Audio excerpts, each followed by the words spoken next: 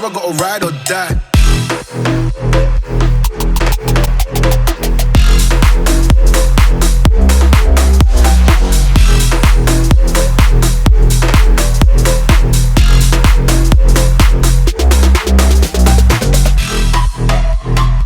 So guys, welcome back to the channel. We're starting today outside with a bit of car park spotting because I love car park spotting. We'll start over here. Dan's car's got bird poo on it. But yes, looking stanced right up. Love a bagged car, especially a Golf. Looks good. Yes, Tesla plates on it. I know, what a lad. M Sport Transit Connect. We have the M4 over here. Needs a bloody good clean because again, I'm just daily driving it, enjoying it, doing the school run. Something to point out here though. We'll point this out. V8 AMG SLK 55 AMG on the 14 plate. Now, oh, it's got a Lexus hedge end badge on it. Look at that. What a nerd. I love Lexuses. Anyway, interesting car. I don't know much about these, if I'm quite honest, so leave comments below if you know anything about them, because I'm really quite not really understanding about this car. But look at the size of the brakes on such a small car. It must be relatively 400 brake horsepower-ish. I'm not too sure, but interesting car. Want to know a little bit more about that, but again, just turned up, just saw it. So yeah, really cool to see one of them. Don't see many of them, if I'm honest. Here we have an A4 3-litre TDI convertible. I actually tried to buy one of these for the green light challenge towards the start of last year, and yeah, couldn't actually come through with one, which is a shame. So nice to see one here. I think this is sort of like a cheap enough daily that you could enjoy in the summer, especially with the 3-litre diesel engine. But as you can see, this video is not about these cars. It's not about Audis and Mercedes, BMWs, all that sort of good stuff. We are going to be taking the Focus ST out for a drive today. So let's get it out of the unit, get some fancy shots of it as well, and go and sort of maybe have the last drive of this thing. We shall see.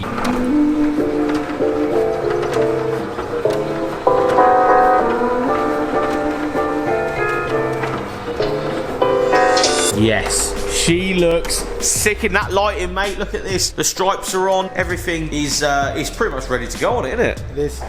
You're happy? Let's go for a drive, because again, I've already told people this might be the last drive, might not be the last drive. It is currently for sale, so we'll get a cold start, shall we? Well, it's not a cold start because it's already been driven in here, but let's get a start of the fantastic exhaust note from that 5-pot, because every time one starts, it needs to be on camera.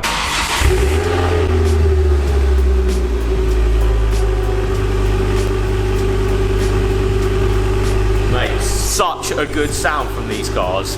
Such a shame that we can't just all hold on to these. Looks so good with this black light. Oh, listen to it. Right, let's get in it. Let's get in it, go on the road.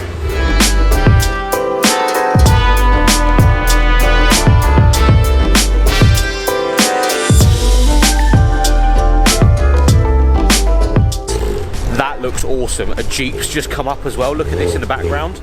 I'm so about Jeeps. Love a Jeep. Anyway, let's get in the car. Oh. Right, Jason, here we are in actually very standard car that it is now. Do you know what it is? It's OEM Plus. This is the most OEM Plus Ford ST I've ever seen, you've ever seen. We've gone back 2005. Look at that Renault Espace, just pointing that out. That is a good bit of kit there. I mean, where do you see Espaces that aren't rusty? Before the Range Rover. Before the Range Rover and before it was SUVs everywhere. Most OEM car you'll see today probably, because it just doesn't happen anymore. It's like we're 2007, 2008, it's a couple of years on, the cars have come out and exhaust systems come out and a little mat, and you've just bought it and we're like, this is the fastest thing ever, and it's got a 5-pot engine, and oh my actual god, this is insane. That's how this car feels. That's how it feels. Yeah, it's such a nice feeling, and I believe that this is how they, not necessarily should be, because I appreciate the very modified ones, but no, this is how they should be. It's just so nice as is, isn't it? We need a few examples to remember what they were. Yes. Because they're so wildly modified and so fast and so leery, it's nice to just cut it back and go, oh, they were quite nice as just cars. Yeah, because when this car come out, and you know we're all on Top Gear and we're watching it and we're thinking, bloody hell, that is madness. He's describing it as a training shoe. Yes, because that's exactly what it is. And now this has stripes on it. It's like the same. It's essentially a pair of It's the same. Adidas. Yeah, it's the same sort of thing. And cars these days don't do this. This is what I keep saying about, especially performance cars. They're a little bit mundane. They're a little bit, or you just go mad on them. Yeah. This is just like where it was at. You can go to the shops. Yeah. You can daily run it. Yeah. You could take it to Silverstone. Yeah. You could have a B-Road bash, and it did everything. And Yeah. the boot, guys, I had a Focus RS of this era, a white one. I went to France in mine with all of my luggage for 2 kids and 2 adults. Yeah. It was the best time ever. And if there's any parents out there, you'll know full well what that actually means, because there's so much stuff that you've never thought you would actually need to take, that you take and realise, okay, I need a bigger car, or I need to put this here, or you need to strategically put stuff in cars. This took it. Do you hear that? I hope you guys can hear that. It's like burbling in the background, enough that you know it's there, but not enough that it's just drowning the experience out. You don't need to drive it quick to enjoy it. That 5-pot, mate. The 5-pot. It's what a lot of cars don't have. Thankfully, Audis and stuff do have 5-pots, which is fantastic, but...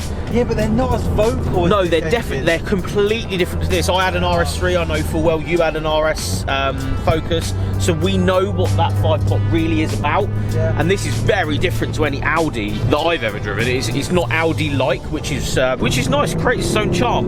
Ooh, she steams on! Such a capable car, mate. Oh, look at the little caterer as we come round our corner. He's out enjoying his day. I could just quite happily carry on today. This is the nicest thing. It's just you don't get this, you know, especially on YouTube, you find people with 1,000 horsepower and millions of this and millions of that. That's phenomenal what you can get out of these cars, but there's a pheasant in the road. Pheasant, get out of the way, mate. You don't want this. Just feel that. You forget how good these were from factory, man. It's just... This is the first drive I've had since I've done it. Yeah. So I've done all the required bits and now it's just enjoyable. Yeah, that is just such a nice experience, isn't it? And we're not, do you know what it is, right?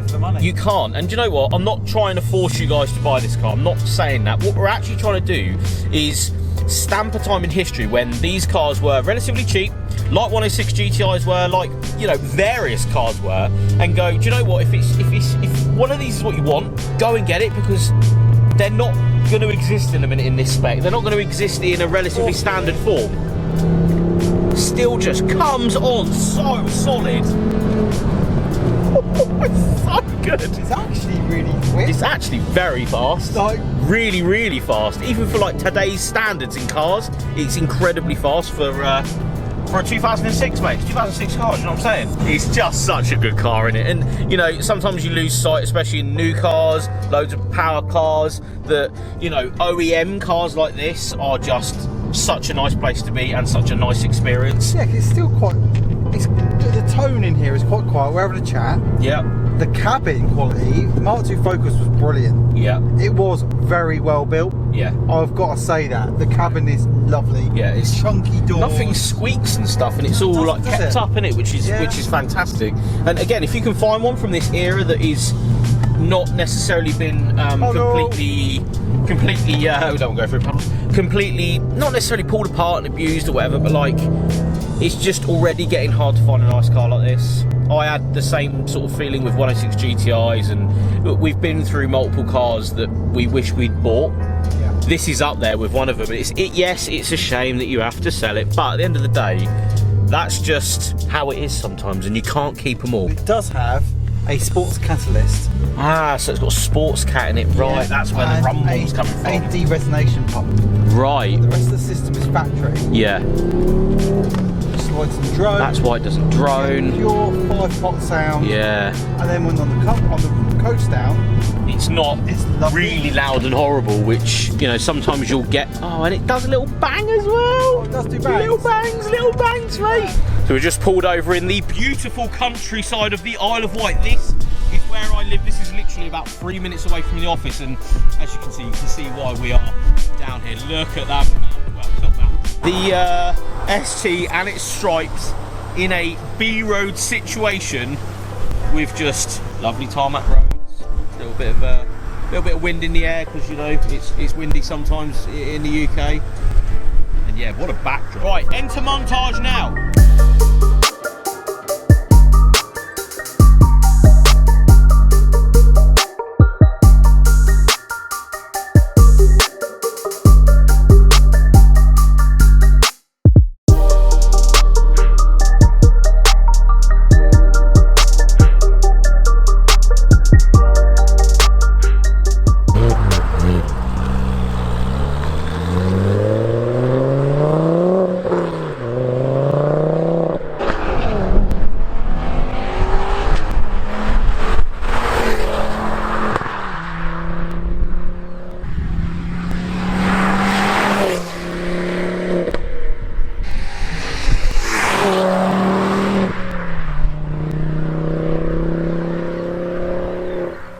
this in for the OGs out there. I wish that I could do more car reviews in the sense of like this. A beautiful day with just a nice car and nice people. That would be the one. Look at this coming down here. Stripes and everything. I actually love it. It looks so good coming down, man. Yes, what a car. And do you know what? There is a picture. Mate, there's a picture of your Mark III and your Mark II Focus RS here. Remember that? I remember that. You guys remember that? You might remember that. Banging. But yeah, if you guys remember, this was actually a shot where we did a versus of the both RSs at the time. That was really good. That was a good day out. Mate, should we talk about the interior? Because it's a lovely place to be now. Obviously, as you can see, the Sony sound system is in there because the factory one is better than the one that was in there because it was like some Chinese thing. Yeah. It wasn't very nice. You spent days making the interior just a next level. Look at the level of this interior clean. It's like brand new, no bolster wear either, which is fantastic news. Very rare. The wheels, you can see them in the sun like a tree. Look at these in the sun. Woo! Looks so good. And of course, we'll shut this. She's mega clean, added polish. You know how it is. It just, mate, I tell you, this, like we did when we did that video of your other two cars, this is a point in history where this won't happen again. You won't buy another Mark II and a Mark III. No. You probably won't buy one of these again because in a minute they're going to be worth loads of money. It's the last chance. Last chance, mate, last chance. And I keep saying this and I know people are getting bored of it, but if you ain't buying now, you're going to be priced out or they're not going to be available. That's what's about to happen with cars like this. And that's why I bought my 106 GTI, did it up. You know, we've bought various cars and just enjoyed them. And yeah, in a minute, mate, I tell you, these cars, they're on the up and up now as we speak, but ones this pure, especially ones that it's just not going to happen. Especially ones that they just make some noise. Listen.